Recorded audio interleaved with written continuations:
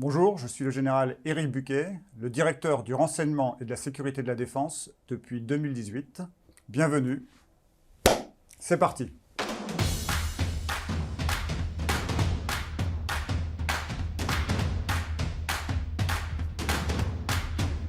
Servir mon pays, vivre des aventures et commander des hommes ont été les fondements de mon engagement militaire.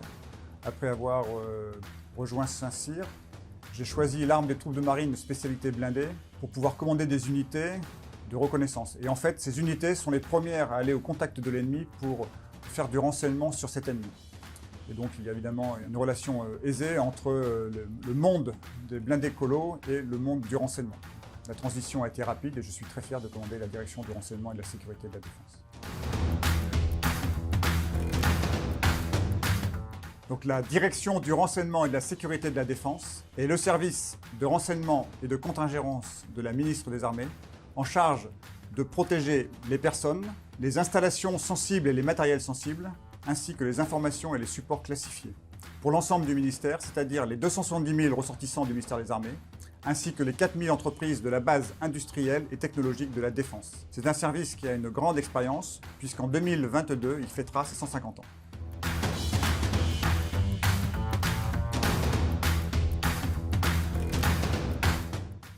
La mission de la DRSD, c'est renseigner pour protéger. Et pour cela, la direction du renseignement et de la sécurité de défense dispose d'environ 70 détachements ou postes de contre-ingérence qui sont soit sur le théâtre national, soit dans les départements d'outre-mer ou les collectivités d'outre-mer, soit à l'étranger au profit des forces françaises déployées en permanence ou des forces en opération extérieure. On dit qu'à la DRSD, le soleil ne se couche jamais.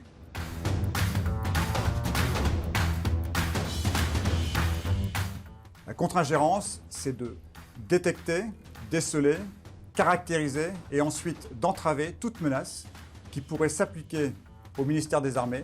Ces menaces pouvant être d'origine étatique, d'un service de renseignement étranger, d'un groupe terroriste, criminel ou mafieux, ou de particuliers, et qui s'appliqueraient dans le domaine du terrorisme, de l'espionnage, du sabotage, de la subversion et du crime organisé.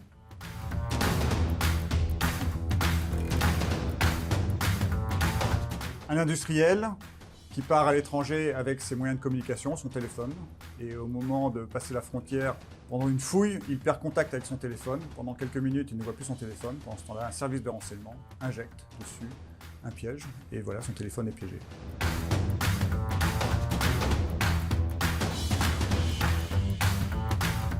La direction du renseignement et de la sécurité de la défense fait partie du premier cercle de la communauté du renseignement. À l'intérieur de cette communauté, l'échange de renseignements est très fluide et de nombreuses opérations sont menées en interservices.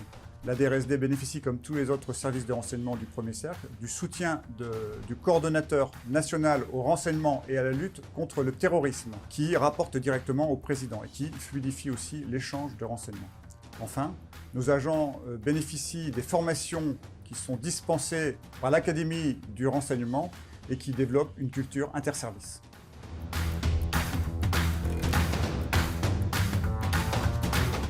La contre-ingérence, c'est comme la chasse.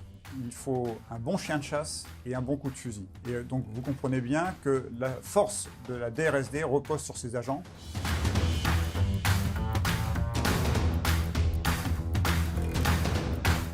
Alors les formes conventionnelles d'espionnage, comme les rendez-vous clandestins, les échanges, les micros, manipulation de personnel, la pression sur les familles existent toujours et n'est pas l'apanage des films d'espionnage. À côté de ces formes conventionnelles, nous trouvons des formes plus modernes avec des cyberattaques.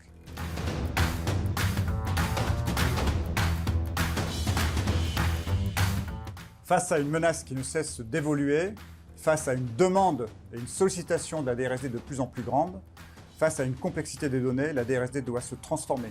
Chantier qui concerne à la fois le recrutement des personnels, les formations des individus, les systèmes d'information, les outils, les processus. Donc la DRSD en fait mise de plus en plus sur cette transformation pour être plus efficace et plus rapide.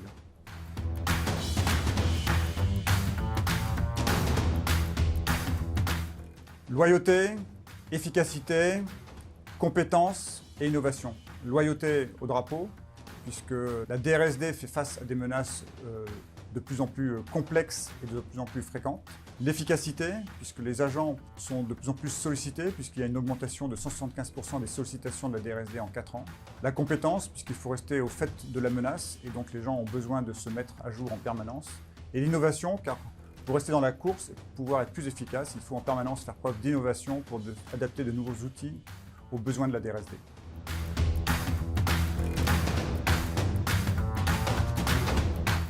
Un agent infiltré de la DRSD.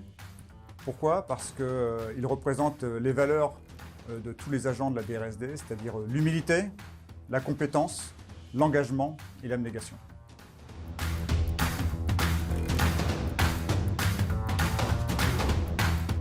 N'ayez pas peur, poussez la porte, rejoignez la DRSD et vous vivrez des aventures.